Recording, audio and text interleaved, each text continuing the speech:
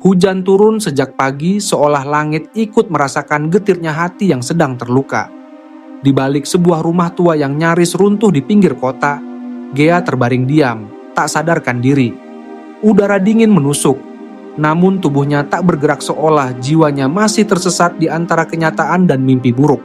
Dot berdiri di sisi ranjang, matanya memandangi Gea yang terbaring lemah.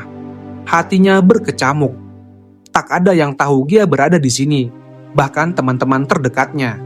Ia sengaja menyembunyikannya, bukan karena takut, tapi karena ia ingin melindunginya.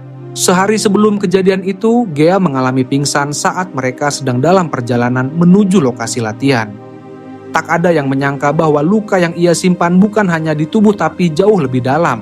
Di dalam hatinya, Dot adalah satu-satunya yang menyadari perubahan Gea.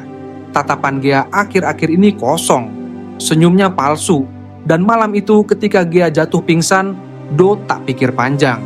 Ia membawanya pergi, sendirian.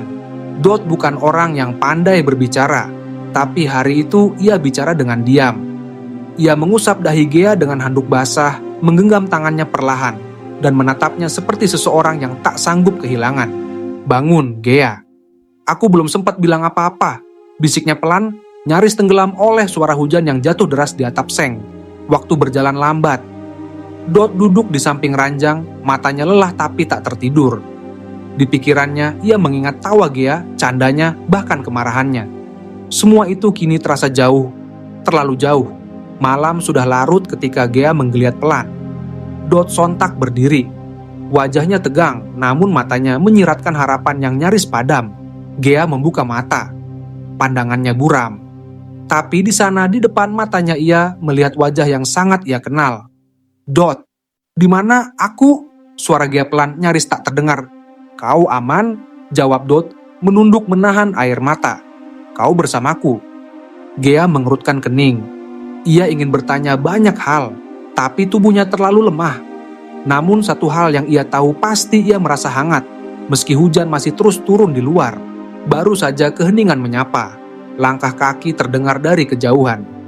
Dot langsung berdiri, membuka jendela sedikit. Ada cahaya senter dan suara orang memanggil. "Gea, Dot, kalau kalian di sini tolong jawab." Dot menoleh ke Gea. Mereka saling menatap. Keheningan kembali hadir, tapi bukan karena damai melainkan karena pilihan yang berat. Haruskah mereka keluar dan mengungkap semuanya, atau tetap sembunyi menjaga luka ini tetap menjadi milik mereka berdua? Malam itu, hujan tak berhenti. Tapi untuk pertama kalinya, Gea menangis. Bukan karena sakit, tapi karena ia merasa ditemukan. Dan Dot yang selama ini diam akhirnya menyadari bahwa melindungi seseorang bukan soal kekuatan, tapi soal keberanian untuk tetap tinggal ketika yang lain pergi.